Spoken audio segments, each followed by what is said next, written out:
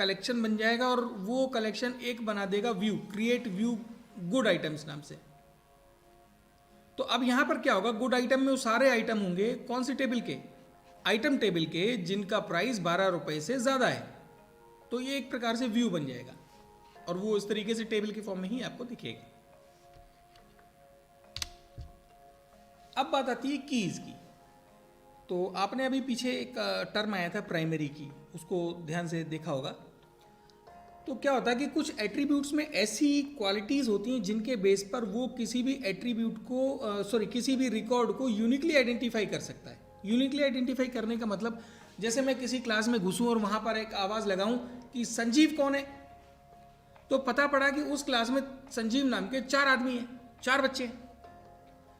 तब ये समस्या हो जाती है कि मैं किस संजीव को बुलाना चाह रहा था। तब मैं क्या करता हूँ कि उन बच्चों को ऐसे किसी रेफरेंस से बुलाऊंगा जो उनमें यूनिक हो। तो जनरली यूनिकनेस हमें रोल नंबर में मिलती है, एनरोलमेंट नंबर में मिलती है। तो ये एनरोलमेंट नंबर या रोल नंबर किसी भी टेबल की क्या होती है, प्राइमरी की होती है। तो किसी भी टेबल में एक या एक से अधिक एट्रीब्यूट्स का समूह या सिंगल एट्रीब्यूट क्या करता है कि रिकॉर्ड को यूनिकली आइडेंटिफाई करने में हमारी हेल्प करता है। तो ऐसी एट्रीब्यूट को हम लोग कहते हैं प्राइमरी की, और ये जनरली मास्टर टेबल में होती है। ये जनरली मास्टर टेबल में होती है। जैसे स्टूडेंट टेबल में बात करें तो एनरोलमेंट नंबर, एम्प्लॉय टेबल में बात करें तो एम्प्लॉय कोड, ये सारी हमारी प्राइमरी कीज होती है। ठीक है, प्राइमरी की को हमको फोर्सफुली बनाना पड़ता है। तो ये कैसे बनाएंगे हम लोग अगले चैप्टर में देखेंगे, how to create a primary key. अब बात आती है कैंडिडेट की।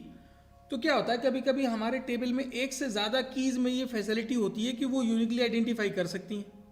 तो अगर एक से ज्यादा एट्रीब्यूट्स ऐसे हैं जिनमें प्राइमरी की बनने की क्षमता है, जो प्राइमरी की असाइन किए जा सकते हैं, जिनको प्राइमरी की बनाया जा सकता है, they all are known as candidate key. अब ये हमारे ऊपर है कि हम उनमें से किसको प्राइमरी की बना देते हैं। तो मान लीजिए आपकी टेबल में 3 कॉलम ऐसे हैं जिनको हम प्राइमरी की बना सकते हैं, रोल नंबर, एनरोलमेंट नंबर और एक यूआईडी ले लीजिए। तो मान लीजिए मैंने इसमें से एनरोलमेंट नंबर को प्राइमरी की बना दिया, तो वो तो हो गई प्राइमरी की। जो बाकी की 2 बची वो कहलाएंगी आपकी ऑल्टरनेट की। यानी कैंडिडेट की में से किसी एक को हम प्राइमरी की बना देंगे, तो बाकी की जो बची हुई कीज हैं उनको हम कहेंगे ऑल्टरनेट की। तो आपको मेरे ख्याल से समझ में आ गया होगा व्हाट इज कैंडिडेट की। किसी भी टेबल में उपस्थित वो की, वो एट्रीब्यूट जिसमें की बनने की क्षमता हो, प्राइमरी की बनने की क्षमता हो, वो कहलाती कैंडिडेट की। उसमें से किसी एक को हम बना देंगे प्राइमरी की, तो बाकी की अपने आप बच जाएंगी ऑल्टरनेट की, जिनको हम बाद में कभी भी प्राइमरी की के तौर पर प्रयोग कर सकते हैं। ऐसे ही फॉरेन की। तो जब हम 2 टेबल को आपस में जोड़ते हैं, मास्टर टेबल में हमने प्राइमरी की बनाया, अब उस टेबल के साथ दूसरी टेबल को अगर हमें अटैच करना है तो वही प्राइमरी की के जैसा दूसरे टेबल में हमको एक रेफरेंस की बनाना पड़ता है जिसे बोलते हैं फॉरेन की, जिसमें प्राइमरी की और फॉरेन की का टाइप और साइज सब कुछ सेम होना चाहिए। बस एक टेबल में यानी मास्टर टेबल में वो कहलाती है फॉरेन की, और ट्रांजैक्शन टेबल में कहलाती है वो मास्टर टेबल में कहलाती है वो प्राइमरी की, और ट्रांजैक्शन टेबल में वही चीज़ कहलाती है फॉरेन की।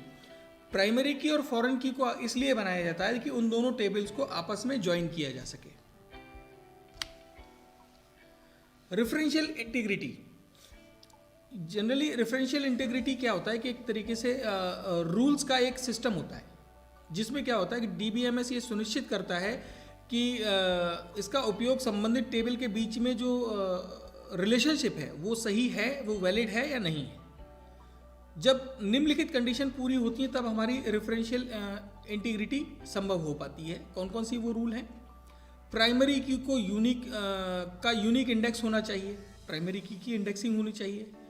रिलेटेड फील्ड्स का डेटा टाइप एक समान होना चाहिए। दोनों टेबल्स एक ही डेटाबेस से संबंधित होनी चाहिए। जब हम 2 टेबल्स को आपस में रिलेट करने की बात करते हैं तब मास्टर टेबल में प्राइमरी की का रेफरेंस ट्रांजैक्शन टेबल के फॉरेन की के साथ हो, और ट्रांजैक्शन टेबल में वो रिकॉर्ड नहीं भर सकते जो कि फॉरेन की वैल्यू मास्टर की प्राइमरी वैल्यू में ना हो। मतलब अगर हम ट्रांजैक्शन टेबल में कोई रिकॉर्ड भर रहे हैं तो उसके फॉरेन की हम वैल्यू को चेक करते हैं। अगर वो वैल्यू प्राइमरी की में अवेलेबल है मास्टर टेबल के, तब तो वो रिकॉर्ड जाएगा, अदरवाइज नहीं जाएगा।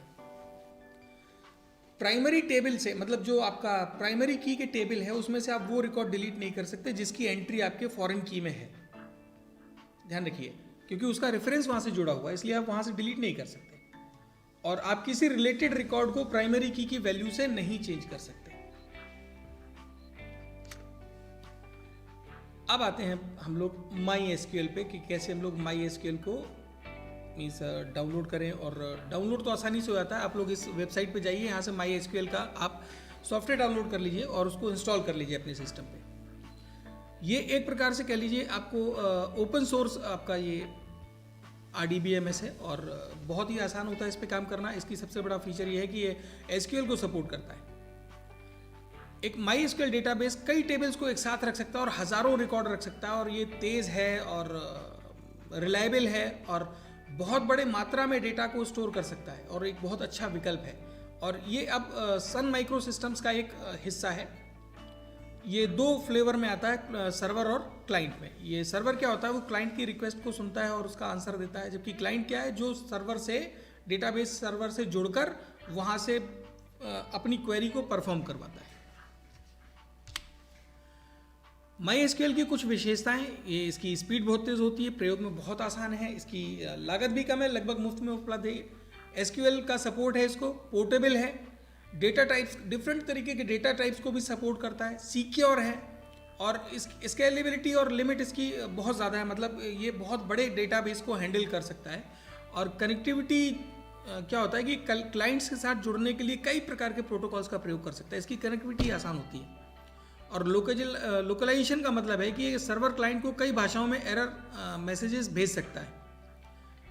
और क्लाइंट्स एंड टूल्स क्या होता है कि ये कई के फॉर्म में ये कई यूटिलिटी प्रोग्राम्स को भी प्रोवाइड करता है। ओवरऑल देखें तो ये बहुत ही आसान है प्रयोग करने में और इसके थ्रू हम लोग कई बढ़िया बढ़िया सॉफ्टवेयर भी बना सकते हैं। एसक्यूएल को शुरू कैसे करें? अगर आपके सिस्टम पे आपका ये माई एसक्यूएल इंस्टॉल हो गया है तो उसको स्टार्ट करने के लिए आप लोग ये my SQL command line client पर जाते हैं, है ना।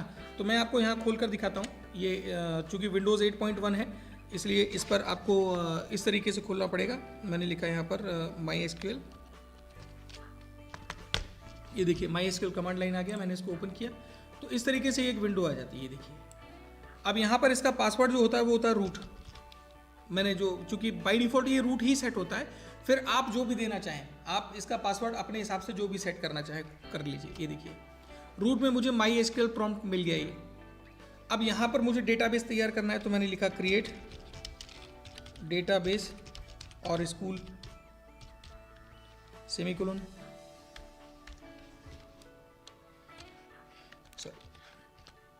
उसके बाद अब मैं इस डेटाबेस में काम करना चाह रहा हूँ तो use school.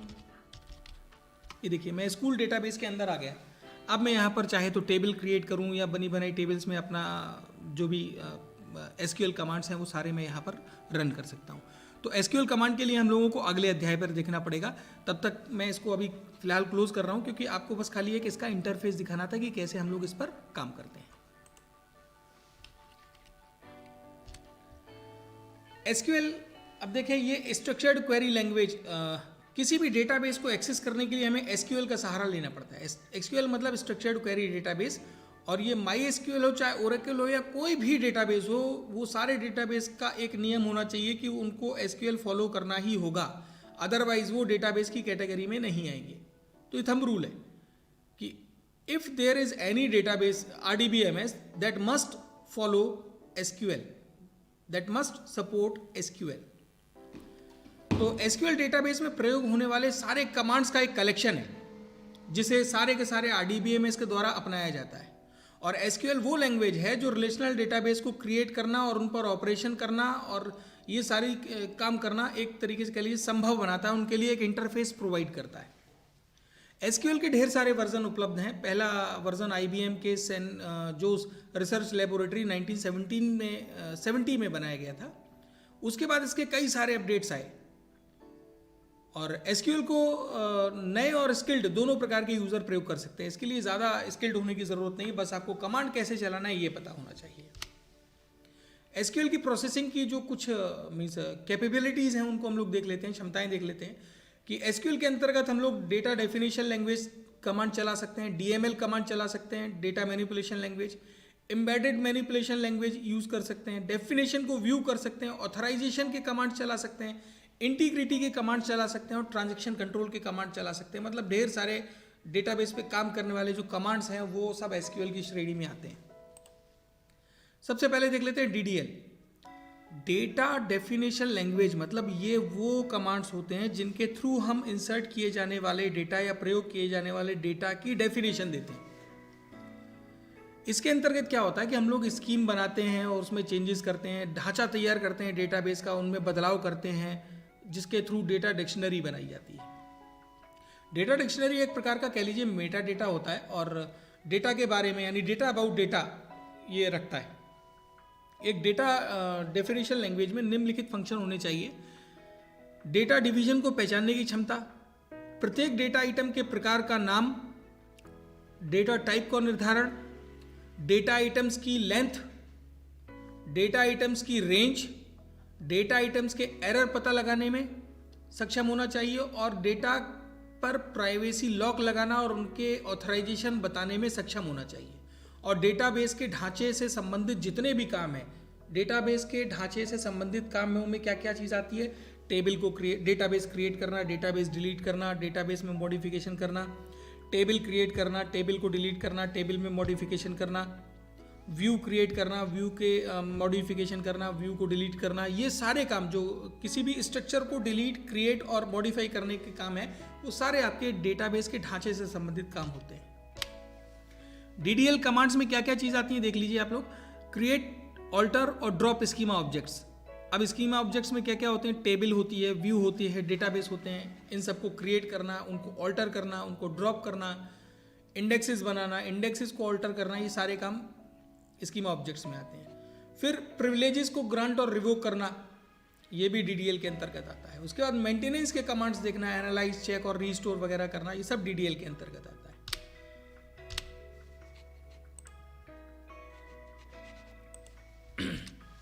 DML commands, data manipulation command, वो भाषा है जिसमें यूजर क्या करता है कि अपने रखे हुए डेटा को एक्सेस करना, उसको इंसर्ट करना, उसको डिलीट करना।